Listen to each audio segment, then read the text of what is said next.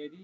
ఈ లీజు రద్దు అవుతుందని తెలిసి ఇక్కడ 94లో ఈ కాలనీ నిర్మాణం చేశారు.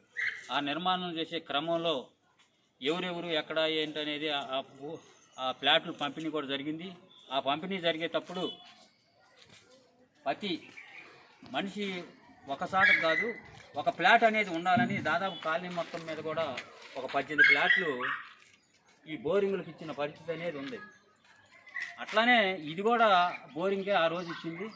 ఆ క్రమంలోనే ఆ బోరింగు కొంతకాలం వాడిన తర్వాత మామూలు పూపు లైన్లు ఇచ్చారు బజబజార్కి. ఆ ఇచ్చే క్రమంలో ఆ ప్లాట్ అట్టానే వెళ్ళిపోయింది. ఈ మధ్య అయితే వీళ్ళు కొంతమంది ఇక్కడ దాన్ని ఒక కళ్యాణ మండపంగా కట్టుకొని ప్రతి మనిషి ఏదన్నా ఫంక్షన్ చేసుకుంటే ఇళ్ళలో ఆ ఫంక్షన్కి అది పనికొస్తుంది అన్న ఉద్దేశంతో తలకాశం వేసుకొని మనం మండపం కట్టుకుందామని అనుకుంటున్నారు. అనుకునే క్రమంలో ఈ మధ్య నా దగ్గరికి 3 రోజుల నాడు కూడా కొంతమంది పెద్ద మనుషులు వచ్చి చెప్పారు, మంచిదే అట్ట కట్టుకోండి అని. అంటే ఈ కట్టుకునే క్రమంలోనే కాశీ అనే అతను ఎదురు తిరుగుతున్నాడు.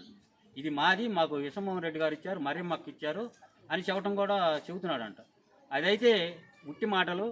ఆ రోజు విశ్వమోహన్ రెడ్డి గారు మరియమ్మ ఎవరికి ఇచ్చిన పరిస్థితి లేదు, బోరింగ్కే కేటాయించారు. అది ఆ బోరింగ్కే ఉండాలనే ఉద్దేశంతో మాట్లాడాము.